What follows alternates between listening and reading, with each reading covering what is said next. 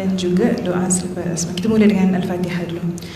A'udzu billahi minasyaitonir rajim. Bismillahirrahmanirrahim. Alhamdulillahi rabbil alamin. Ar-Rahmanir Rahim. Maliki yaumiddin. Iyyaka na'budu wa iyyaka nasta'in. اهدنا الصراط المستقيم صراط الذين أنعمت عليهم غير المغضوب عليهم ولا الضالين ولله الأسماء الحسنى فادعوه بها يا الله يا رحمن يا رحيم يا مالك يا قدوس يا سلام يا مؤمن يا مهيمن يا عزيز يا جبار يا متكبر يا خالق يا بارئ يا مصور يا غفار يا قهار يا وهاب يا رزاق يا فتاح يا عليم يا قابض يا باسط يا خافض يا رافع يا معز يا مذل يا سميع يا بصير يا حكم يا عدل يا لطيف يا خبير يا حليم يا عظيم يا غفور يا شكور يا علي يا كبير يا حفيظ يا مقيت يا حسيب يا جليل يا كريم يا رقيب يا مجيب يا واسع يا حكيم يا ودود يا مجيد يا باعث يا شهيد يا حق يا وكيل يا قوي يا متين يا ولي يا حميد يا محصي يا مبدئ يا معيد يا محيي يا مميت يا حي يا قيوم يا واجد يا ماجد يا واحد يا أحد يا صمد يا قدير يا مقتدر يا مقدم يا مؤخر يا أول يا آخر يا ظاهر يا باطن يا والي يا متعالي يا بر يا تواب يا منتقم يا عفو يا رؤوف يا مالك الملك يا ذا الجلال والإكرام يا مقسط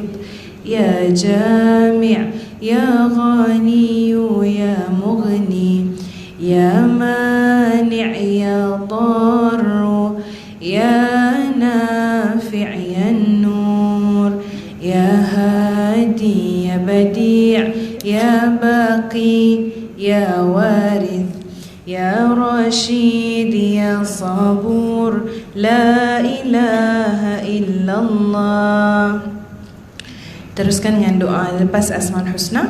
Ibu ada kopi masing-masing ke? Tak ada. Okey, kita ikut Syah baca buku La ilaha illallah. Silakan. Al-mawjudu fi kulli zaman. La ilaha illallah. Al-ma'budu في كل مكان لا إله إلا الله المذكور في كل لسان لا إله إلا الله المعروف بالإحسان لا إله إلا الله كل يوم هو في شان لا إله إلا الله أمان الأمان من زوال الإيمان ومن فتنة الشيطان يا قديم الإحسان كم لك علينا من إحسان إحسانك القديم يا حنان يا منان يا رحيم يا رحمن يا غفور يا غفار اغفر لنا وارحمنا وأنت خير الراحمين وصلى الله على سيدنا محمد وعلى آله وصحبه وسلم والحمد لله رب العالمين تقبل الله منا ومنكم. الحمد لله حمد الناعمين حمدا شاكرين حمدا يوافي نعمه ويكافئ مزيده. يا ربنا لك الحمد كما ينبغي لجلال وجهك الكريم وعظيم سلطانك.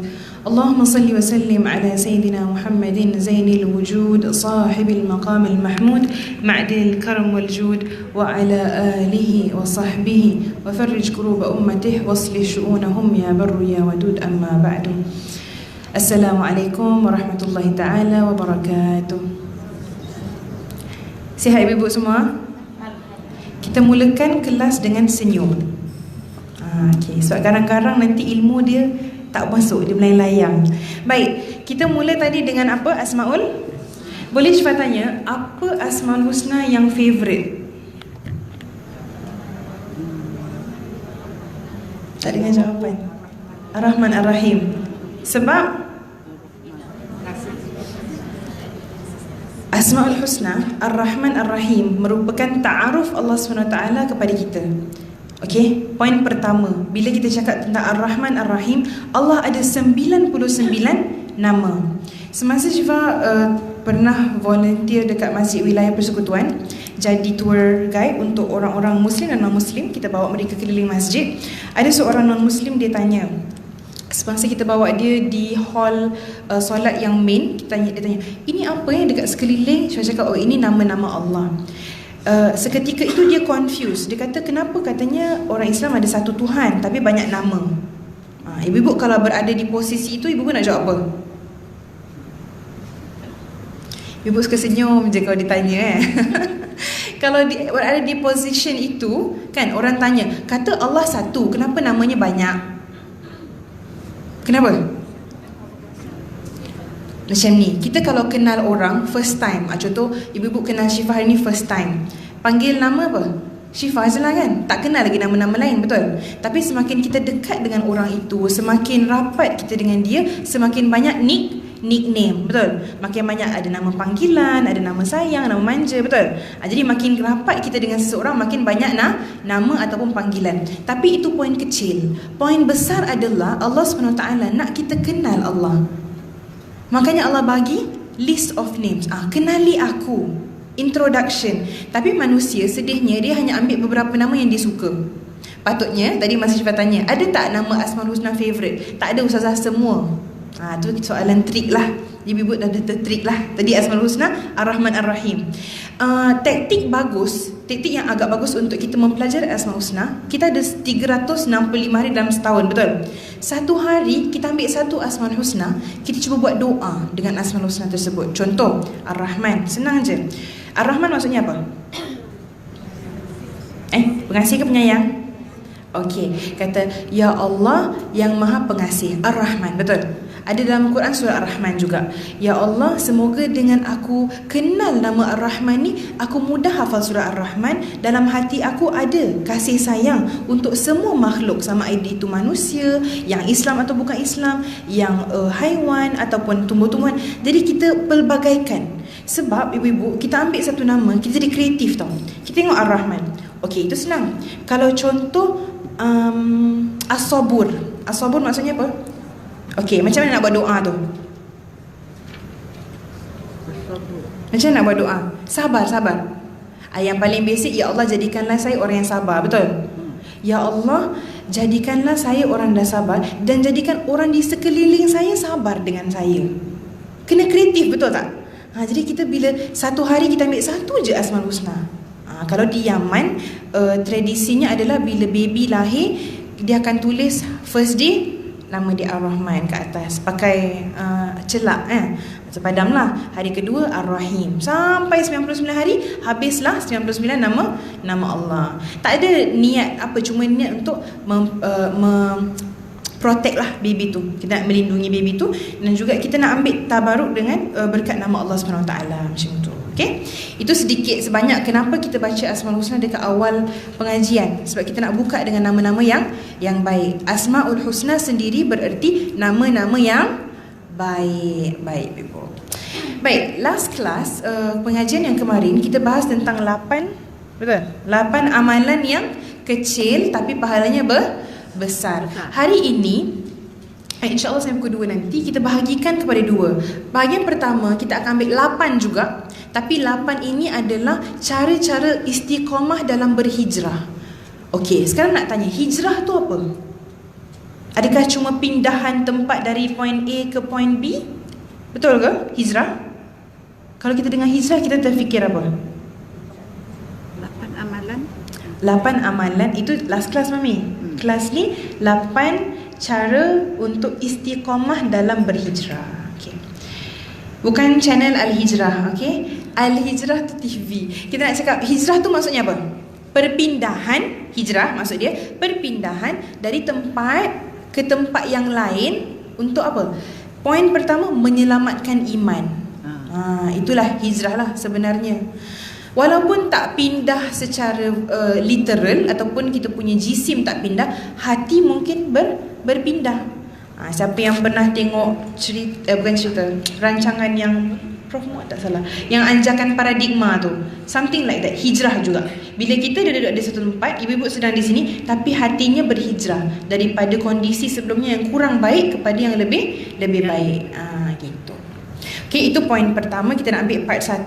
Part 2 adalah last class kita bahas tentang Rabbana, doa dalam Al-Quran yang tak boleh diamalkan. Siapa masih ingat surah berapa, ayat berapa?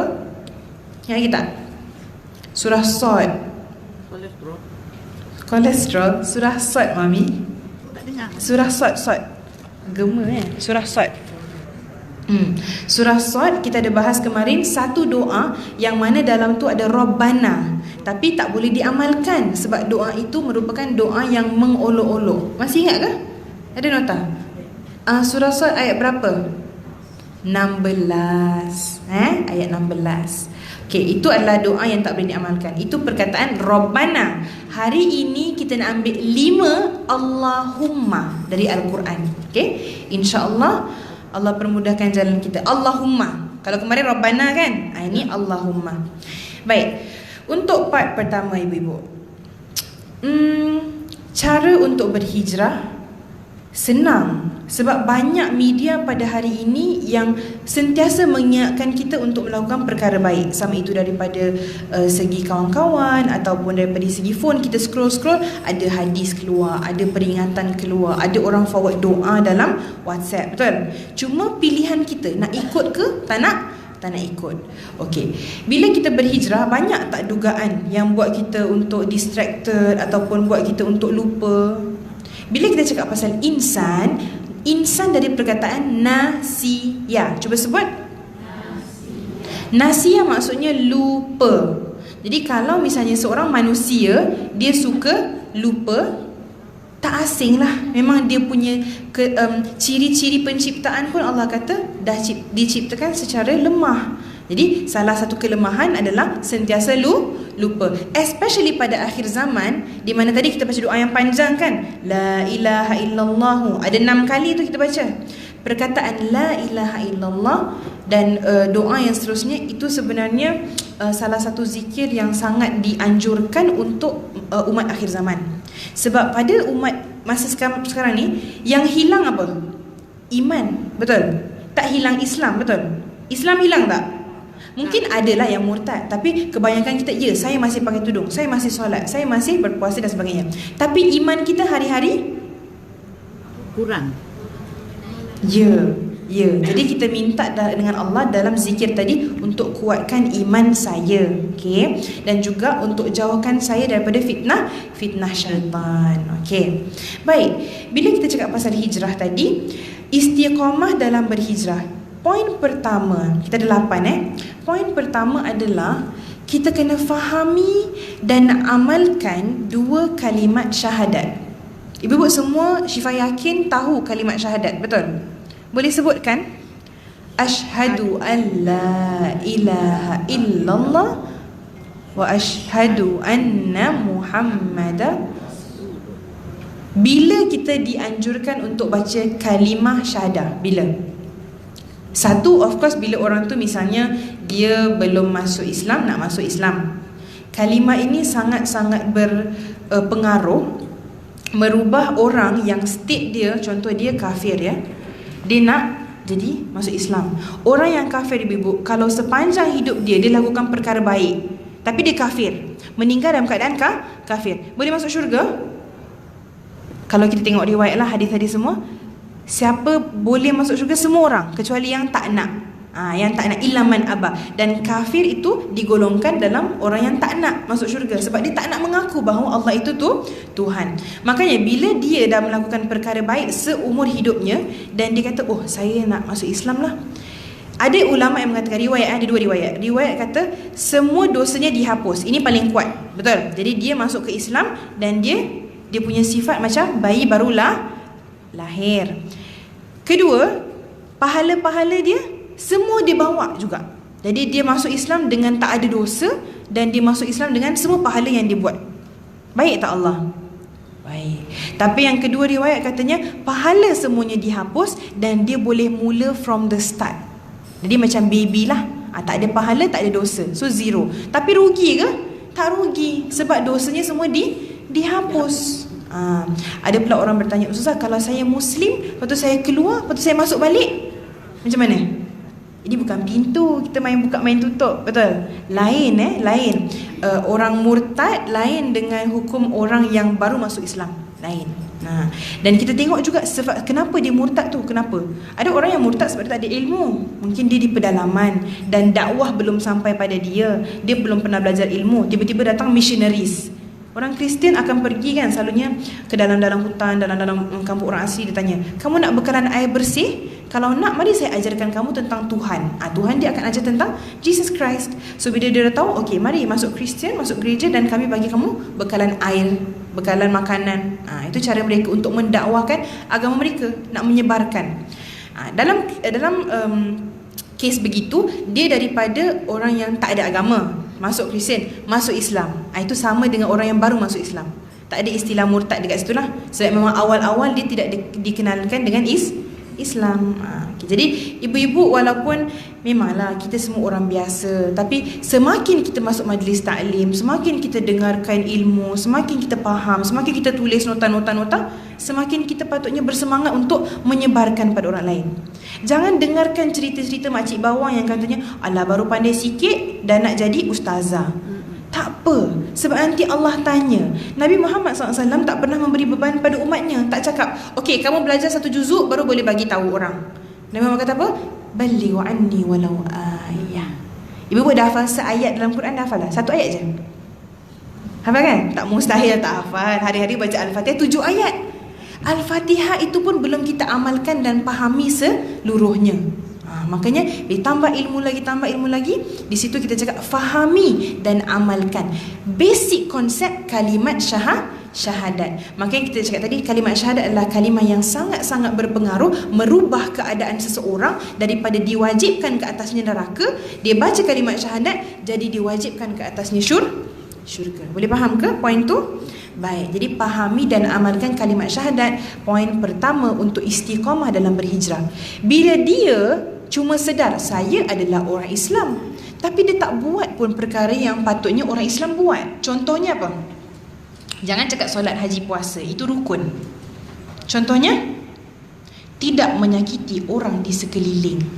Bila ditanya kepada Rasulullah SAW adalah orang yang membawa agama Islam. Betul atau salah? Ibu-ibu semangat sikit. Ibu-ibu hari ni macam puasa ke semua? Okey, bismillah, kita semangat sikit. Supaya syaitan pun takut, kan? Kalau syaitan pun tengok semua mengantuk, tak jadilah dia kacau. Jadi, kat mana tadi Mami? Distracted lah. Baik, jadi bila kita cakap tentang kalimat syahadat tadi kan, tak ingat dekat mana? Allahumma salli ala Muhammad. Bukan, belum poin kedua. Kita masih berbicara tentang orang yang hijrah, kan? Orang yang syahadat tadi kan,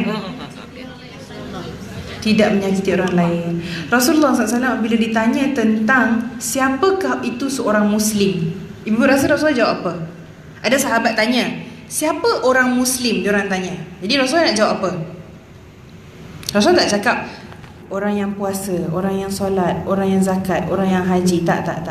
Itu jawapan Rasulullah bila ditanya, apakah seorang Muslim kena buat apa? Tak. Dia tanya, apakah identiti seorang Muslim? Dua je. Al-Muslimu, cuba sebut. Dia baca sama-sama supaya semangat. Al-Muslimu man salimal muslim min yadihi walisanihi. Seorang Muslim adalah orang yang boleh, mampu menyelamatkan orang lain di sekitarnya daripada gangguan tangan dan lidahnya. Titik. Tak ada pun penerangan kena solat sunat banyak-banyak, kena puasa sunat every Isnin Khamis, tak boleh buat maksiat mata. Tak. Kalau you nak basic jadi Muslim yang paling basic, dua je jaga, tangan dan lidah. Hari sekarang 2020, banyak tak orang yang suka mengganggu orang lain dengan tangan dan lidah? Especially dengan phone. Betul? Tak payah pun kita pergi duk cuik-cuik kawan, dekat phone dah boleh buat dia sakit hati. Hantar emoji je. Betul? Blue tick dia je, keluarkan dia je pada grup, dia dah sakit hati, dah boleh menyakiti orang lain.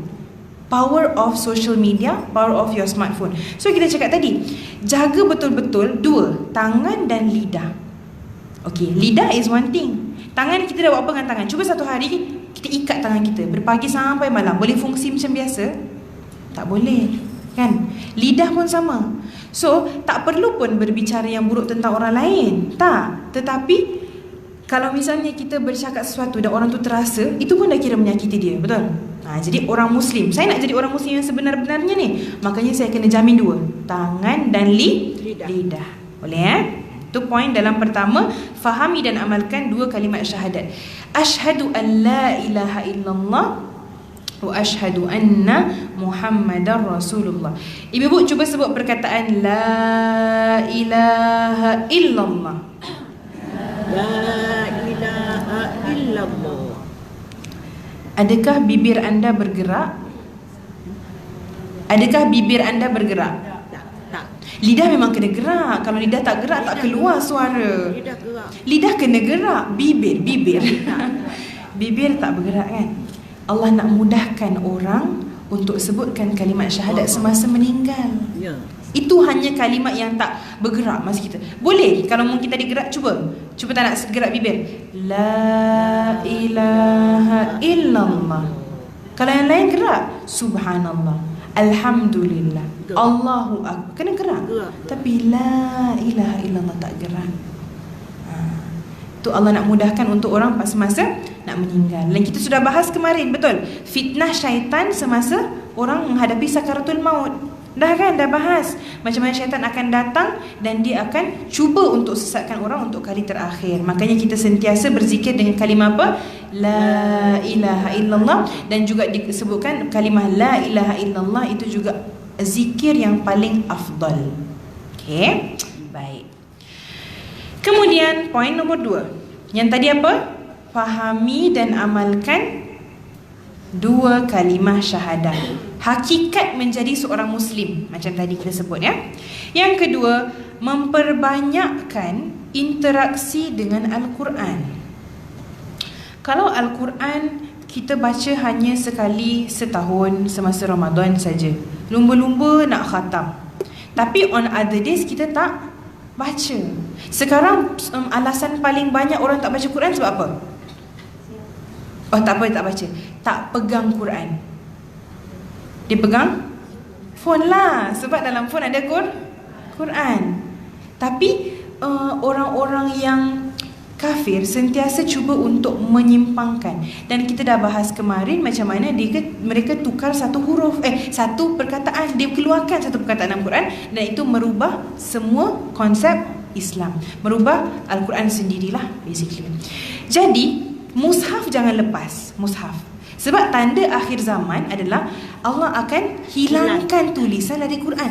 Kita fikir balik, bukanlah kita pegang Quran tiba-tiba kosong. Bukan. Hilangkan tulisan Quran, meaning Quran orang dah tak pakai. Dia guna application. Baru kemarin Syifa dapat aduan daripada seorang murid lah. Dia kata, Ustazah, dia kerja dekat Etika kalau tak salah, Bank Rakyat. Kata kemarin baru saya download application Quran, saya baca, lepas tu saya rasa macam pelik sebab macam lain gitu. Jadi saya ambil mushaf, saya comparekan side by side. Rupanya lain Ustazah, tak sama dengan dalam aplikasi tu punya ayat. Kita tak hafal Quran 30 juzuk, bagi yang bukan hafizah lah mungkin kita tak sedar ayat itu dirubah. Betul, kita baca je. Makanya Quran at least lah ada satu yang kita tak lepas. Bila masa kita busy dalam kereta, tengah kerja, still nak mengaji, bolehlah gunakan application. Tapi ada times masa tengah relax kat dalam rumah, pegang Al-Quran. Interaksi dengan Al-Quran, bukan interaksi dengan application dalam phone. Lain sir dia. Dan bila dikatakan orang yang baca Quran dan dia terketar-ketar dalam baca Quran, dia salah-salah. Kan ada kata, Ustazah saya malulah nak baca Quran tu, lepas tu nanti saya baca salah-salah. Tak apa, Allah janjikan 2 pahala untuk dia. Tapi kalau orang yang baca Quran dia lancar, Allah bagi dia duduk dengan malaikat. Malaikat nama dia Kiramil Bararah. Cuba sebut. Kiramil Bararah. Bukan si, Kiramil Bararah. Itu malaikat yang menemani orang yang baca Quran. Baca lancar, bertajwid, bertartil. Tapi kalau dia baca salah-salah tapi dia masih usaha, Allah bagi 2 pahala kat dia. Hadis dekat dalam Arba'in. Baik.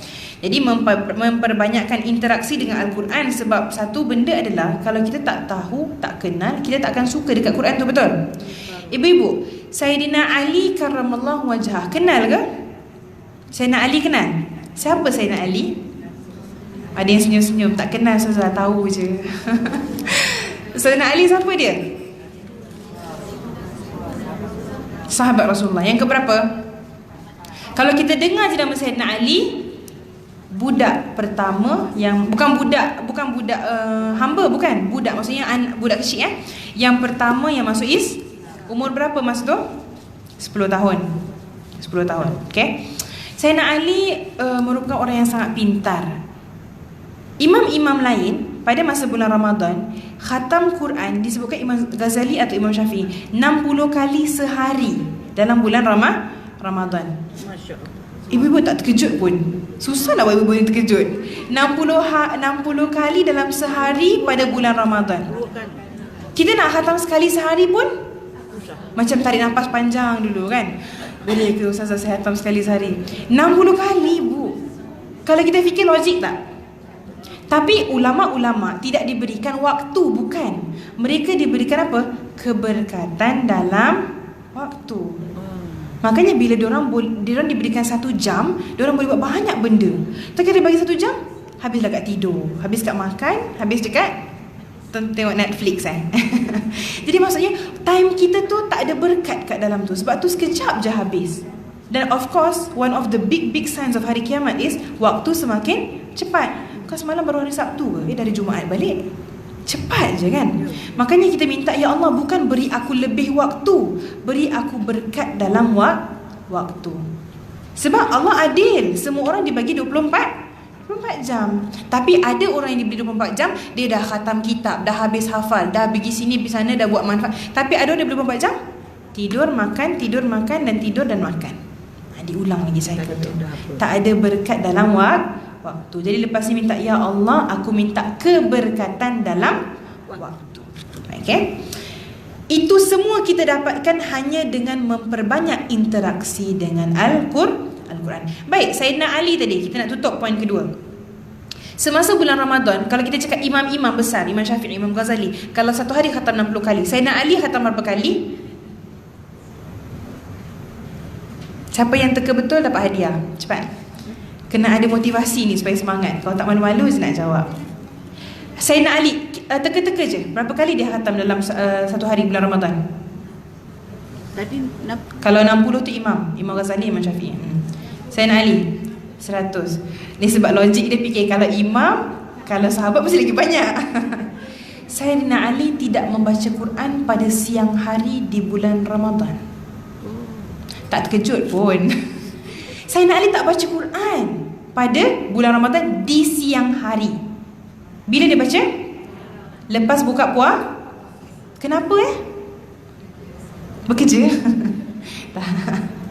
Bila ditanyakan pada sahabat, Sayyidina Ali, kita semua dekat masjid tadabbur Quran ni, tilawah dan tadarus, kenapa Sayyidina Ali tak datang baca dengan kita? Dia kata, aku hanya mampu baca Quran pada bulan Ramadan di malam hari. Kenapa? Sebab aku takut sekiranya aku baca Quran pada siang hari di bulan Ramadan, puasaku batal. Bagus, makin berkerut dahi anda. Kita nak tahu jawapan ni. Apa kaitan baca Quran dengan puasa batal? Kerana aku takut begitu manisnya bacaan Quran di lidahku, aku boleh dapat rasakan lebih manis dari madu. Takut terbatal puasa. Begitunya dia dekat dengan Al-Quran. Kita nak cakap interaksi. So kalau kita nak cakap hari ni dah baca 2 page, cukuplah tu. Kita bukan bandingkan dengan orang yang baca 1 ayat. Kita kena bandingkan dengan orang-orang yang begini, supaya kita merasa tercabarlah. Merasa tak boleh, kena banyak lagi. Boleh Ibu? Ibu baca Quran rasa madu. Allah. Okey. Poin ketiga, melakukan amalan-amalan dengan sederhana. Kita start dengan yang sederhana dulu. Kita jangan start dengan amalan besar, sebab nanti cepat penat. Betul? So even though sikit tak apa, yang penting berterusan. Contoh sedekah kat masjid. Yes, sedekah kat masjid satu hari kena RM10. RM10 maybe for other people is big, for other people is small. Depends on you lah, berapa kemampuan kita. Ada makcik yang kata, ustazah saya ni malu sebab satu hari saya bagi sedekah kat masjid RM1 je. Tapi ibu bagi sehari-hari ustazah, tapi saya mampu RM1 je. Sebab yang lain nak bagi cucu belanja, nak beli untuk cucu makan gitu kan. Tak apa makcik, yang penting hari-hari. Ada orang yang setahun sekali je bagi sumbang kat masjid, lepas tu 10 tahun tak bagi dah. Jadi lebih baik yang madama, cuba sebut, wa in qalla. Itu hadis, katanya ahabbul a'mali ilallahi madama wa in qalla. Rasulullah SAW bersabda, amalan yang paling dicintai oleh Allah SWT adalah apa yang selalu walaupun sikit. Jadi jangan kita pandang remeh amalan kita. Allah, hari ni dapat baca 1 page je. Tapi kalau 1 page setiap hari, no problem. Ini bukan satu page setahun, betul lah? Okay. Jadi mula daripada melakukan amalan yang sederhana. Baik, nombor 4, kita paksakan diri dalam memberi manfaat untuk orang lain. Ustazah, dia punya statement macam menakutkan tu. Paksakan diri, maksudnya macam mana tu? Satu hari dianjurkan kita ada 3 minit muhasabah sebelum tidur kan. Masa tu kita baca doa, masa tu kita fikir, apa saya buat hari ni. Tapi sepanjang hari tu fikir, ada tak saya tolong orang hari ni, walaupun satu. Every single day, ada tak saya kabulkan hajat orang? Ada hadis katanya, siapa yang membantu saudaranya, Allah akan membantunya. Okay? Siapa yang ada di dalam bantuan, maksudnya contohlah, kawan tu dia kata, teringinlah nak makan pisang goreng, kita cuba cari, kita gembirakan hati dia. Ibu tahu tak apa yang terjadi bila kita gembirakan hati orang? Tahu tak apa jadi? Daripada cahaya kegembiraan orang itu, Allah ciptakan malaikat. Malaikat cerita bercahaya kan? Malaikat itu akan teman kita kat kubur nanti. Makin banyak orang yang kita buat gembira, makin banyak malaikat yang akan teman kita. Apa lagi peneman di kubur? Quran. Itu je lah kita punya harapan kan. Dalam kubur yang setakat kecil macam ni, kita punya badan pun muat-muat je masuk. Ada orang yang kuburnya diluaskan seluas-luas pandangan. Ada pokok-pokok hijau lagi dalam tu. Kalau kita nak fikir tak logik. Tapi betul Allah janji dan kita yakin dengan janji Allah. Baik, so gembirakan orang, paksakan diri untuk memberi manfaat pada orang lain, walaupun sikit. Contoh, pen dia jatuh, angkatkan pen dia. Niat, ya Allah saya nak bagi manfaat pada dia, saya nak bantu dia, ya Allah bantu saya. Tolak kursi roda mami. Tolak kursi roda mami katanya. Lepas ni berebut-rebut nak tolak kursi roda mami. Baik, dapat ibu-ibu ya poin yang itu. Jadi poin kelima, ini berkaitan dengan tadi. Yakinlah bahawa akan ada balasan di akhirat. Kalau ada orang yang buat amalan tapi setengah-setengah, dapat ke tak ni? Dia masih rasa rugi. Contoh, bagi sedekah, ada RM10, orang tu memerlukan, dia bagi RM10. Lepas tu dia fikir, alangkah bagusnya kalau bagi RM5 tu tadi. RM5 boleh beli Milo. Dia dah fikir, lepas tu menyesal. No, once you give, kita Jangan fikir. Dah, let go lah. Yakin Allah akan balas berkali ganda. Dan ada hadis katanya, aku bersama apa? Sangkaan hambaku terhadapku. Ibu-ibu dah pernah dengar cerita dua orang lelaki yang on the way pergi neraka? Dah pernah dengar? Riwayat hadis dia panjang. Dua orang lelaki ni on the way pergi neraka. Dah jalan on the way. Lelaki pertama buat apa? Dia berlihat ke kanan, melihat ke kiri. Dia menoleh-noleh, tengok kanan, tengok kiri, sambil jalan ni. Laki kedua pandang bawah, dia tunduk aja. Pasal dah on ini riwayat hadis ya. Jadi katanya Allah berkata pada Jibril, tanya, kenapa hamba-Ku yang seorang tu duk pandang kanan kiri? Padahal dah on the way pergi neraka, apa yang dicari?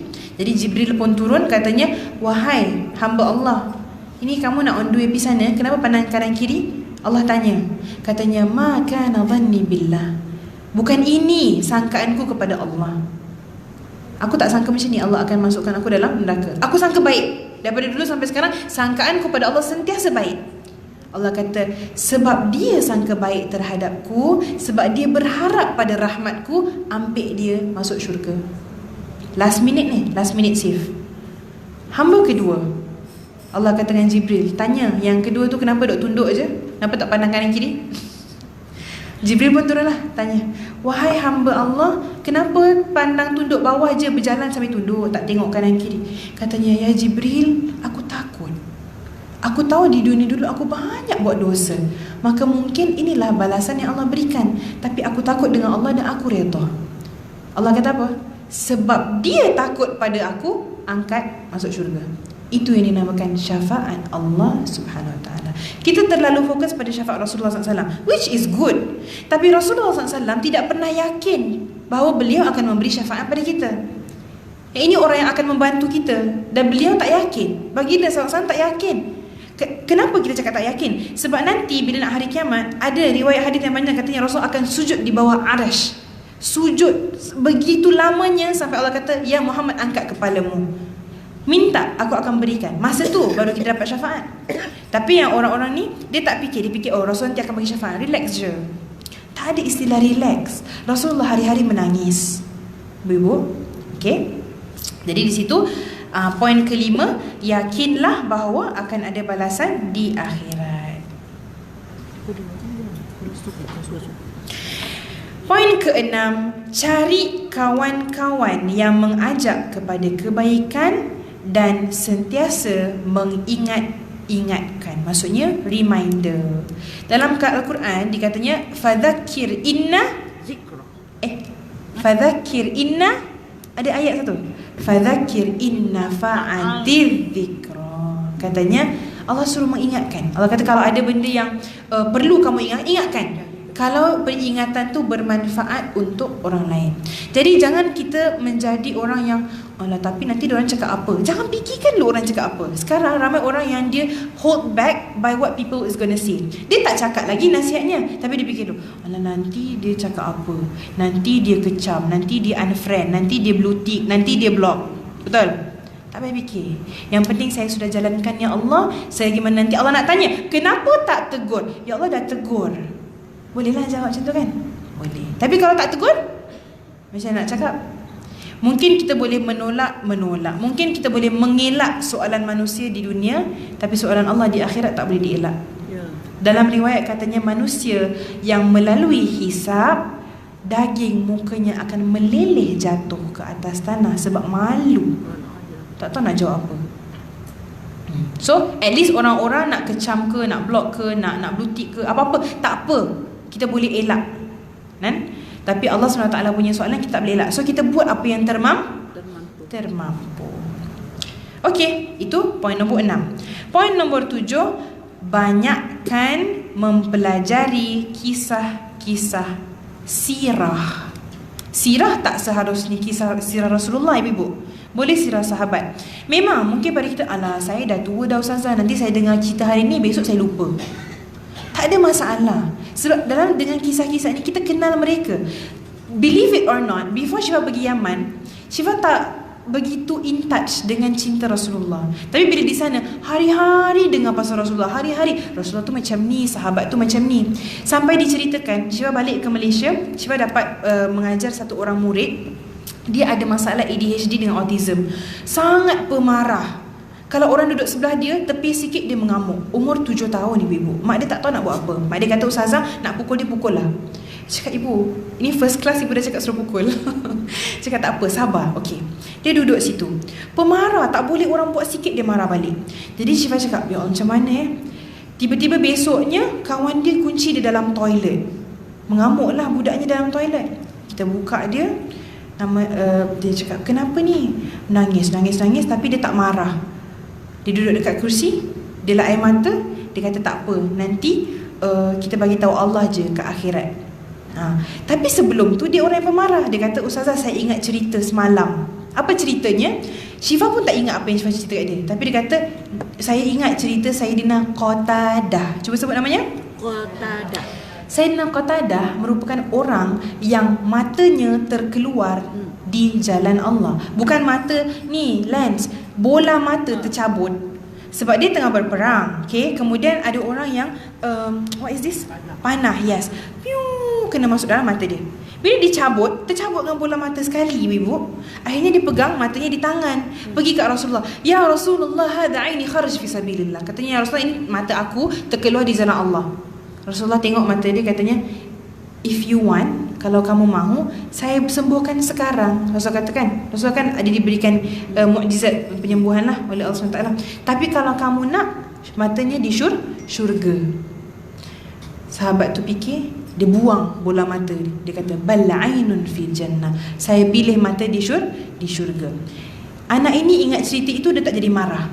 Diingat juga cerita kisah Sayyidina Ja'far. Sayyidina Ja'far bin Abi Talib ni adalah saudara Sayyidina Ali. Tadi kita cakap Sayyidina Ali kan? Sayyidina Ja'far. Sayyidina Ja'far merupakan orang yang dipilih untuk memegang panji-panji dalam perang.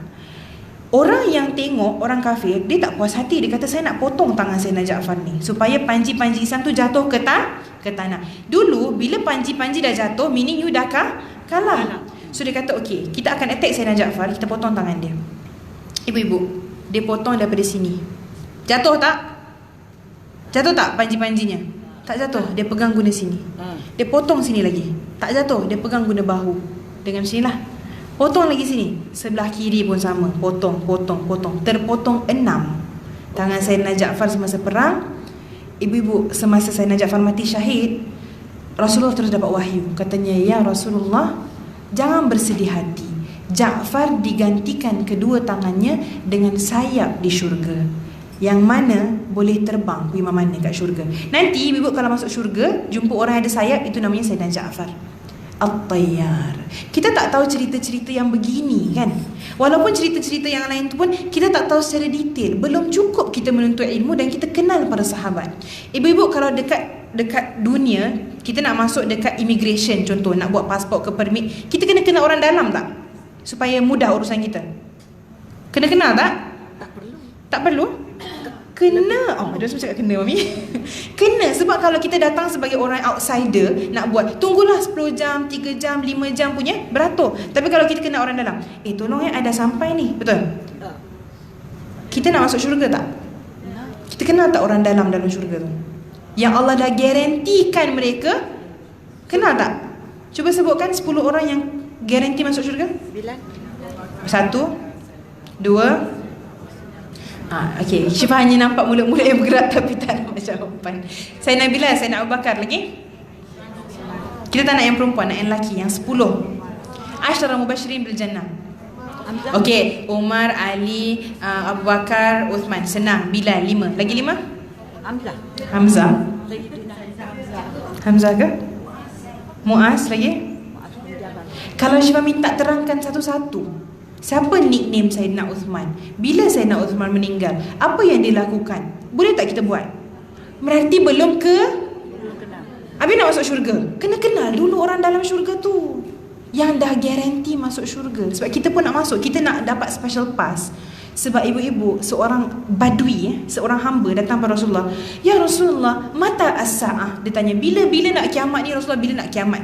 Rasulullah tanya kat dia, Ma'adat talaha, kamu dah siapkan apa untuk hari kiamat?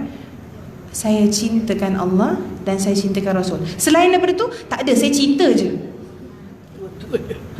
Tulus-tulus ni cinta. Anta ma'aman ahbabta. Rasulullah kata, engkau akan bersama orang yang kamu cinta. Jadi kalau kita cinta para sahabat, kita kenal, insya-Allah husnudzan dengan Allah, Allah masukkan. Makanya kena kenal. Okey? Dan terakhir, poin yang ke-8 adalah banyakkan berdoa, memohon perlindungan dan istiqamah. Orang banyak dia tengok doa ni remeh, dia kata alah doa lagi. Doa adalah senjata, betul? Orang yang keluar, dia tak pakai senjata, dia nak pergi medan perang tapi dia tak bawa senjata. Menang ke kalah? Menang ke kalah? Kalah lah. Sebab tu hari-hari kita kalah dengan nafsu. Sebab tu hari-hari kita kalah dengan, sebab tak bawa senjata. Ad-du'a silahul mu'min. Doa adalah senjata bagi orang mukmin. So semakin banyak doa yang kita dapat majlis taklim, semangat, patutnya semangat nak amalkan, nak balik rumah, nak buat, nak ajar kat cucu, nak tambah kat dinding, nak. Ini tak, mana doa yang lupa. Saya tanya, dia hafal doa kemarin? Yang mana baru nak buka. Siapa makan kek terasa manisnya. 8 cara agar istiqamah dalam berhijrah. Dapat ibu-ibu semuanya? Alhamdulillah. Part 2, kita nak move on kepada 5 Allahumma yang ada dalam Quran. Sekarang kita nak masuk tadabbur. Ibu semua Quran kan? Okey. Ayat pertama yang kita nak buka adalah surah Ali Imran ayat 26. Sila buka. Surah Ali Imran adalah surah ketiga, ayat 26. Surah Ali Imran ayat 26. Apa yang kita nak bahas ni? Allahumma. 5 doa yang bermula dengan Allahumma yang ada dalam Al-Quran. Okay, sebab kemarin kita dah bahas Rabbana, dan ada satu Rabbana rupanya yang tak boleh diamalkan sebab doa itu adalah doa yang mengolok-olok ataupun mengejek. Okay, katanya apa? Rabbana ajil lana qittana qabla yaumil hisab. Ya Allah, dahulukan azab kami sebelum hari kiamat. Ada yang nak beramal dengan doa tersebut? Wa'udzubillah, na'udzubillah min zalik. Okay, surah Ali Imran ayat 26. Dapat dah ke? Dapat? Kita baca sama-sama. A'udzu billahi minasyaitonir rajim. Bismillahirrahmanirrahim. Qulillahumma malikal mulki tu'til mulka man tasha' wa tanzi'ul mulka mimman tasha' wa tu'izzu man tasha' wa tudhillu man tasha' biyadikal khairu innaka ala kulli syai'in qadir. Hafal dah kan? Tengok, satu Allahumma, tik, dah hafal. Doa minta apa ni? Ya Allah, Baca maksud dia. Ini adalah doa siapa? Doa siapa ni? Ini adalah doa yang diarahkan untuk dibaca sebab dia bermula dengan perkataan kul. Cuba sebut kul, ibu-ibu. Ya, bukan kul, bukan C-O-O, bukan kul. Kul maksudnya katakanlah. Okay, so meaning you have to read this doa. Allahumma tu'til mulka. Dan ini sebenarnya dalam manzil ada kan? Manzil ada, maksurat ada. So satu Allahumma yang ada dalam Quran adalah yang kita dah hafal. Alhamdulillah. Baik, itu Allahumma yang pertama. Dia berbicara tentang kebesaran Allah, pentadbiran. Tu'izzu man tasha wa tudhillu man tasha. Kita tengok ayat ni, dia kata, oh Allah, engkau memuliakan siapa yang engkau nak dan menghinakan siapa yang engkau nak. So apa-apa orang yang di sini kita nampak, oh dia hari ni dalam keadaan susah, itu Allah yang nak. Dan juga ada dalam ayat lain katanya, tu'til hikmata man tasha. Allah hanya memberi hikmah kepada orang-orang yang dia nak. Makanya Syifa doakan hari ini ibu-ibu semua yang duduk dalam majlis taklim ni semua merupakan orang yang Allah nak bagi hikmah, Allah nak muliakan. Sebab sama je, datang majlis taklim, balik, kalau Allah tak nak bagi dia hikmah, sama kondisi dia, betul? So kita doa, ya Allah, aku datang ni semoga aku di dalam orang-orang yang kau pilih. Kau dah pilih aku duduk dalam majlis taklim, dalam tempat yang malaikat banyak, rahmat banyak, cahaya banyak, pengampunan banyak. Aku nak masuk juga dalam list orang yang engkau berikan hikmah, engkau berikan petunjuk. Baik, kekuatan dan juga kemuliaan, dan di tangan Allah lah segala kebaikan. Ayat yang kedua yang kita nak refer adalah surah Al-Ma'idah ayat 114. Surah Al-Ma'idah surah ke berapa? 114. Surah Ma'idah surah ke berapa? Surah ke-6, surah ke-5. Okay. Surah ke-5 ayat 114. Ini adalah doa Nabi Isa. Okay, doa Nabi Isa. Jumpa surah 5 ayat 114, doa Nabi Isa. Doa ini terjadi apabila kaum Nabi Isa minta, wahai Isa, cakaplah dengan Tuhanmu, kami nak makanan dari langit. Katanya, tidak cukup ke kebesaran Allah? Tak cukup ke nak turunkan makan dari langit baru percaya? Tak, supaya itmain qulubuna, supaya hati kami ni rasa tenang. Jadi bila masa itulah Nabi Isa minta doa ini. Jumpa ke? Mari kita baca. A'udzu billahi minasyaitonir rajim. Qala Isa ibn Maryam Allahumma rabbana. Kat situ ya, Ustaz. Maryama. Tapi kalau nak sambung, Maryam Allahumma. Kenapa tadi tak sambung? Sebab kita nak highlight situ permulaan doa. Allahumma. Okay. Allahumma rabbana anzil alaina ma'idatan minas sama' takunu lana 'idan li awwalina wa akhirina wa ayatan mink warzuqna anta khairur raziqin. Doa Nabi Allahumma yang kedua. Okay, minta apa ni? Minta makanan turun dari Janganlah pula ibu kat rumah nanti kalau lapar malah nak masak, tak nak order food panda, baca doa ni. Jangan ibu nanti terkejut, dapat betul-betul nanti. Anzil alaina ma'idatan minas sama. Baik.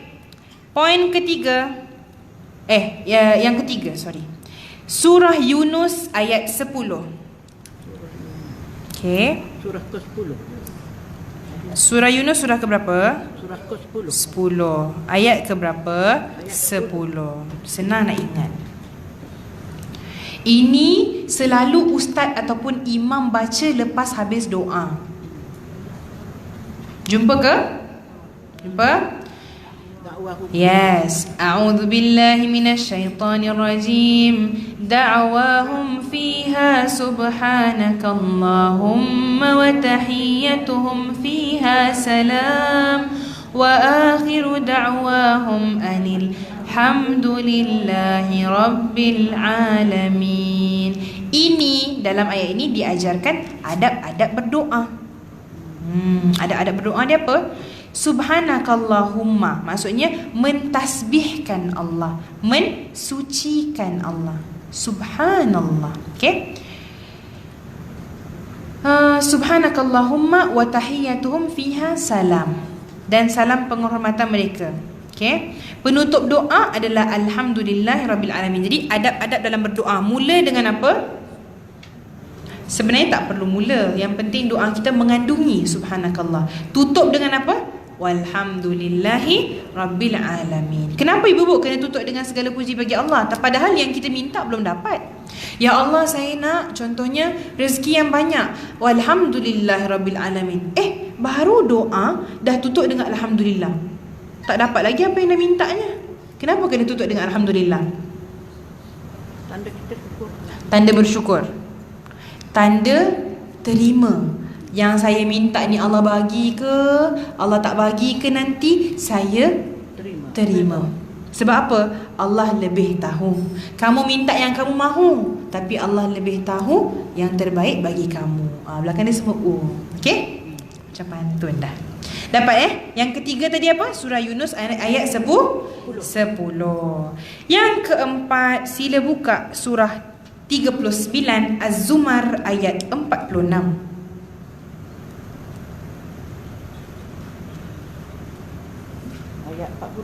Ayat 46. Ya.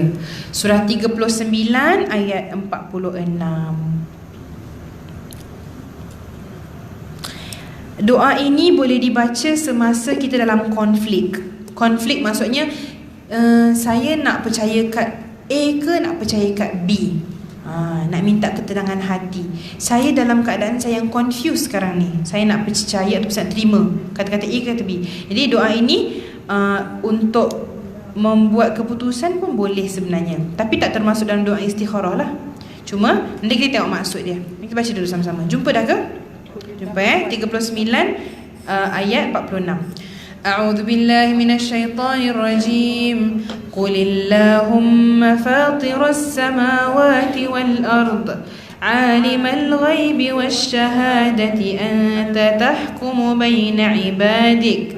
Anta tahkumu baina ibadika fima kanu fihi yakhtalifun. Maksudnya tengok di situ ada perkataan tahkumu. Cuba baca ibu. Tahkumu dari perkataan hakama yahkumu hakimun.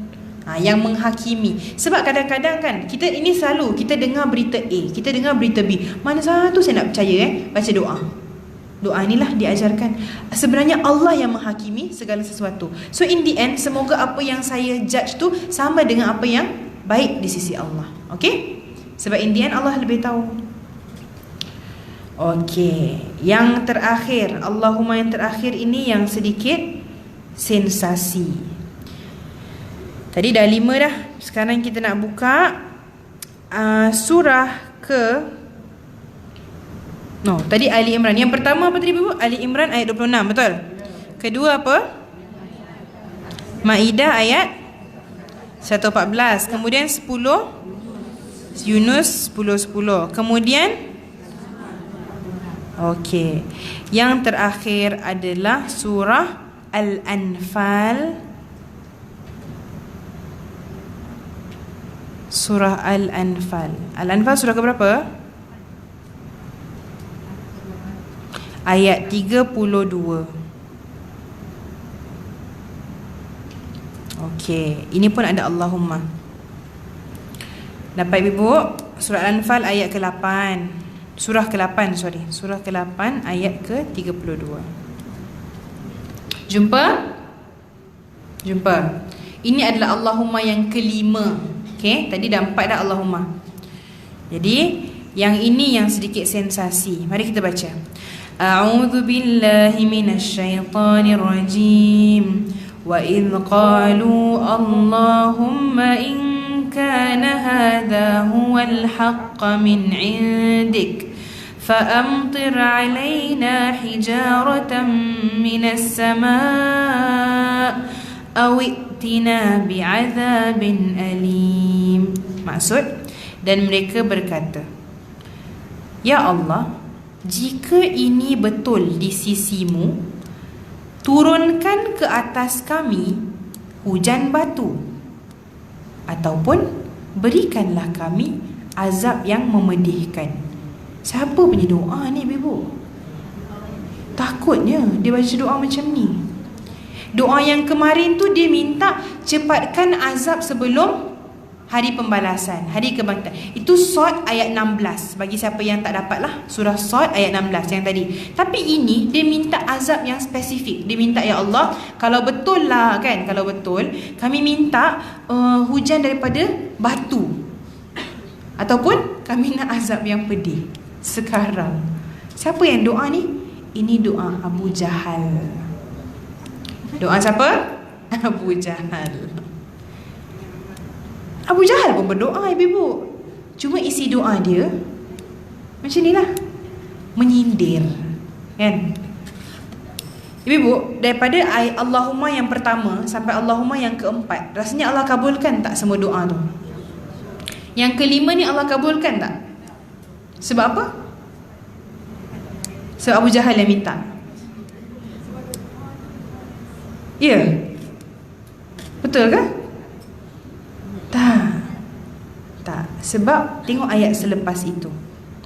Ayat selepas itu surah Al-Anfal ayat 33. So dia macam twins lah. Kita tak boleh baca satu ayat tanpa the other one. Kita baca.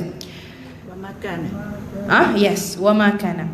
Wa ma kana Allahu liyu'adzibahum wa anta fihim. وَمَا كَانَ اللَّهُ مُعَذِّبَهُمْ وَهُمْ يَسْتَغْفِرُونَ. Bagi yang guna mushaf, tolong highlight perkataan wa anta fihim dengan wahum yastaghfirun. Bagi yang guna handphone, bookmarkkan ayat itu. Ini adalah salah satu sebab sampai sekarang kenapa umat Muhammad masih tidak ditimpa kerosakan, bala bencana, musibah secara hancur. Maksudnya kaum dulu-dulu sekali buat dosa, hancur tak? Terbaliklah dia punya negara, jadi batulah, dapat angin panas, tak dapat hujan. Umat Muhammad sallallahu alaihi wasallam buat dosa tak? Hari-hari buat dosa, tapi azabnya datang sikit-sikit je, kan? Ibu-ibu, doa tadi tidak dimakbulkan Allah bukan sebab Abu Jahal yang minta, tapi sebab Rasulullah SAW masih berada di antara mereka. Katanya, kami tak akan turunkan azab selagi mana engkau masih ada bersama mereka. Baik, 2020 Rasulullah ada lagi ke? Ada lagi ke Rasulullah kat sini? Rasulullah SAW masih ada ke tak ada? Sunnah ada. Kenapa kita masih tak diazab secara teruk-teruk? Sebab sunnah Rasulullah masih dihidupkan oleh setengah orang. Di Yaman, kalau ditanyakan pada budak-budak kecil 4-5 tahun, ibu-ibu diorang cakap pasal apa? Ini Syifa dengar sendiri dengan telinga. Syifa tengah tunggu solat, wallahi tengah tunggu solat asar masa tu. Diorang datang pada luar, kan asrama, diorang datang pada luar, main-main kat situ sambil berborak. Ada yang perempuan lah, 2 orang. Semalam mimpi apa? Mimpi tak Rasulullah? Kau tak mimpi? Aku dah mimpi. Budak 4-5 tahun. Ya Allah. Pada masa itu betul-betul Syifa rasa macam kena. Tak pernah kita punya perbicaraan dengan orang sebegitu tulus dan ikhlas, dan budak 4-5 tahun. Diorang tu berlumba-lumba untuk nak jumpa Rasulullah dalam mimpi. Sampai bila kita nak jadikan nama kita dalam list orang yang aku tak layak? Bila mereka berharap, dan Allah kata aku di sisi sangkaan hambaku, dan Rasulullah SAW hadir bagi siapa yang merasa dia hadir. So kalau kita rasa Rasulullah tak ada dah, tak adalah. Betul tak? Seorang sahabat bila dia pergi ke Madinah, dia tak nak jalan atas tanah Madinah pakai slipper. Kalau masuk je Madinah, dia buka slipper, batu ke kaca ke, tak nak pakai slipper. Dia tanya kenapa tak nak pakai slipper? Dia kata jasad Muhammad SAW masih berada di tanah Madinah, dan semua tanah Madinah ni suci, maka saya tak nak pakai slipper kat sini. Hadir di hati mereka cinta Rasulullah. Lain dengan kita lain. Ibu tolong komplitkan ayat Syifa yang bagi ada anak-anak ataupun diri dia sendiri ataupun adik-beradik, saya nak, kita bagi simple lah, saya nak anak saya jadi. Tolong completekan ayat Syifa. Banyak ustazah saya nak doa ni. Ini majlis taklim ibu. Harapan dan doa ibu insya-Allah makbul dengan hati yang ikhlas. Saya nak anak saya jadi apa? Bagi jawapan. Syifa nak ambil 3 jawapan.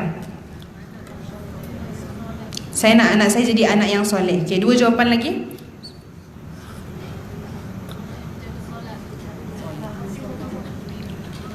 Anak yang menjaga solat. Yang ketiga, saya nak anak saya menjadi hafiz Al-Quran. Okey. Okey, masya-Allah. Amin ya Allah, semoga kabul. Ibu-ibu, bila ditanyakan pada ibu-ibu di Yaman, saya nak anak saya jadi orang yang jumpa Rasulullah di dunia sebelum akhirat. Itu diorang punya harapan. Semua lebih kurang sama je. Ibu-ibu, orang yang jumpa Rasulullah di dunia sebelum akhirat, sama itu di mimpi, sama ada di mana lah, mana dia jumpa, orang yang baik ke tak baik? Baik. So dah encapsulate everything sebenarnya. Bila dia kata saya nak Rasulullah anak saya jumpa Rasulullah, dah satu package lah tu. Soleh ada, insya-Allah semua termasuk. Hadirkan cinta Muhammad SAW di hati anda, maka dia akan hadir. Tapi kalau anda jauh, anda rasa tak ada, dah meninggal, memang tak akan ada. Jadi dia depend on kita. Kita punya cinta, kita punya sayang, kita punya rindu, kita punya ingat tu. Okey? Makanya di situ kita tak akan azab. Allah kata kami tak akan turunkan azab selagi mana Muhammad berada di antara kalian. Tak cakap pun Muhammad jisim Muhammad, jasad Muhammad, tak, sallallahu alaihi wasallam, tak. Selama mana ada. Ada apa? Yang mungkin sunnahnya, yang mungkin ingatannya, yang mungkin cerita-cerita kisah-kisahnya. Betul? Itu. Dan poin kedua, wahum yastaghfirun. Poin pertama, kalau Rasulullah ada, Allah tak azab. Poin kedua, kalau orang-orang ini masih ada di kalangan mereka yang beristighfar, tak akan turun azab. Jadi sekarang yang duk takut dengan coronavirus, yang duk takut dengan A, B, C, D, semua takut. Poin dia apa? Hidupkan sunnah istighfar. In the end, kerajaan cakap cucilah tangan 7 kali sehari, kan? Pakailah sabun. Alhamdulillah kita wuduk lah, insya-Allah lah. Hatta walaupun orang yang tak boleh solat misalkan ya, dia mungkin cuti, boleh berwuduk. Bukan niat dengan ibadah, niat ya Allah saya nak jaga, saya nak, memang dia tak adalah ulama kata khilaf, dia kata tak boleh sebab itu ibadah. Jangan niat ibadah, niat nak membersihkan diri. Gitu. Wirid dah biasa. Mungkin dia orang yang biasa menjaga wuduk. Jadi jangan putuskan semasa mungkin tak boleh solat. Kita bukan bersolat untuk berwuduk, tapi berwuduk untuk, sebab wuduk itu sendiri dikatakan setiap kali air turun daripada celah-celah keluar dengan dosa-dosa. Sebab tu syaitan paling tak suka orang wuduk. Nanti lepas tu dia akan buatkan was-was, dia akan buatkan buang angin, dia akan buatkan macam-macam lah. Tak suka dia. Sebab itu cara pengampunan Allah SWT yang paling rahmat sebenarnya. Kita rasa fresh, dosa pun keluar, kan? Subhanallah. Baik, jadi poin pertama, 2 poin yang mana kalau kita tak nak turun azab pada kita. Yang pertama apa? Hidupkan sunnah. Ingat pada Rasulullah SAW, jadikan sebutan. Yang kedua, istighfar. Apa dia? Istighfar. Baik, untuk menutup, insya-Allah, seorang ulama yang pernah duduk bersama murid-muridnya didatangi 3 orang. Mereka bermasalah semua. Katanya, ya Syekh, saya ni kan ada kebun saya ni kering je, tak ada buah. Yang kedua ni, ya Syekh, saya dah kahwin dah 6-7 tahun, tak ada anak. Tak tahulah siapa yang mandul mungkin ataupun bermasalah, saya nak anak, tolong bagikan saya solusi. Orang yang kata, ya Syekh, negara saya punya country, area saya tu tak turun hujan dah berapa minggu dah. Jadi kami sekarang kemarau. Bagi saya amalan supaya turun hujan. Untuk ketiga-tiga masalah, Syekh kata apa? Istighfar. Yang kedua pun istighfar. Yang ketiga pun. Habis yang murid-murid kat sekeliling ni semua pelik. Syekh ni tak ada jawapan lain ke? Dia bagi istighfar kat semua orang, punya amalan sama, problem lain-lain. Jadi seorang pada murid kata, dia tanyalah, Syekh, kenapa Syekh jawab soalan lain-lain tapi jawapan sama? Kata Syekh tu, kamu tak baca Quran ke? Murid tu pun termalu. Maksudnya tak baca Quran? Dia kata dalam Quran ada cakap, sila buka surah Nuh. Okay, untuk tutup, ini adalah reference terakhir kita insya-Allah. Surah Nuh. Surah Nuh tu juzuk yang belakang-belakang tu. Okay, surah Nuh. Kalau tak salah surah ke-71. Betul. Surah ke-71 Ayat Syifa suka ni. Ayat 10 sampai 12. Okay, 10 sampai 12. Itu bukan asbabul nuzul turun surah. Okay, tapi Syekh tu kata, bila saya tengok dalam Quran ada solusi yang satu besar untuk macam-macam masalah, saya menjadikan ini nasihat terulung. Apa-apa je masalah, istighfar. Okay, mari kita baca ayat 10. A'udzu billahi minasyaitonir rajim. فقلت استغفروا ربكم إنه كان غفارا يرسل السماء عليكم مدرارا ويمددكم بأموال وبنين ويجعل لكم جنات ويجعل لكم أنهارا. Ayat ke-10 katanya apa? Nabi Nuh ni cerita Nabi Nuh. Ini ayat ni tentang Nabi Nuh, yang mana Nabi Nuh hidupnya berapa tahun? Kita dah pernah cerita. Berapa tahun? 950 hanya umur dakwah. Meaning 950 tahun Nabi Nuh tak buat benda lain, dakwah je. Tambah beberapa tahun ini, ada ulama katanya 1010, ada yang 1100 full umur dia. Okay, selama itu berdakwah. Dalam cerita ni, kalau ibu nak tahu dengan lebih lanjut, nanti boleh baca maksud dia. Setiap kali bercakap, orang-orang tu dia tutup telinga, orang-orang tu ambil baju, tutup muka. Ibu kalau ada kawan sebelah kan, ibu ajak borak lah, Mami ambil tudung, tutup muka. Sedih tak? Kenapa Mami tak nak dengar ni kan? Dia tutup ibu sambil sanggup ambil baju, tutup kepala supaya tak mendengarkan. Sengaja menyakiti hati. Tapi Nabi Nuh power through. Dia kata, no, I still have to give my dakwah. Dan ini adalah nasihat Nabi Nuh kepada kaumnya. Faqultu, aku berkata pada mereka, istaghfiru rabbakum. Apa katanya? Istighfarlah kepada Tuhanmu. Innahu kana ghaffara. Tuhanmu akan mengampuni. 11. Bila kamu istighfar, outcome pertama, yursilis samaa alaikum midrara. Allah akan turunkan hujan yang berbondong-bondong, yang lebat. Jadi masalah orang tadi selesai tak? Yang pertama selesai. Wa yumdidukum bi amwalin wa banin. Kamu akan diberikan anak dan harta yang banyak-banyak. Selesai tak masalah orang yang katanya tadi berapa tahun kahwin tak dapat anak? Selesai? InsyaAllah. Yang ketiga, wa yaj'al lakum jannatin wa yaj'al lakum anhara. Selesai tak masalahnya? Allah akan jadikan kekayaan berlimpah ruah, sungai yang mengalir. So, point dia adalah So, hari ni kita dapat dua. Afdalul zikri, la ilaha illallah. Zikir kedua daripada taklim yang saya dapat hari ni, istighfar. So, nanti lepas ni kalau rasa tengah driving ke, tengah apa-apalah, dan lidah kita tak bergerak, kita basahkan dengan dua, la ilaha illallah. Dah bosan la ilaha illallah, istighfar. Okey, kemudian bolehlah salawat dan sebagainya. Boleh dapat insya-Allah. Jadi itu taklim kita pada hari ini. Ibu-ibu sudah istiqomah dengan tasbih kafarah belum? Last kemarin kita cakap tasbih kafarah kan? Bukan hanya dalam majlis taklim. Dapat dah Mami yang wallpaper tu? Dah pas kat grup dah? Dah.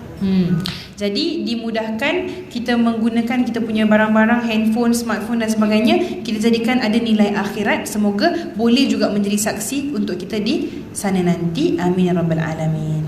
Baik ibu-ibu, itu sahaja insya-Allah hari ini. Aqulu qawli hadza wa astaghfirullah li wa lakum. Minta maaf kurang lebihnya terkasar bahasa. Jazakumullah khair ala husni istima'ikum. Kita tutup dengan surah Al-Asr.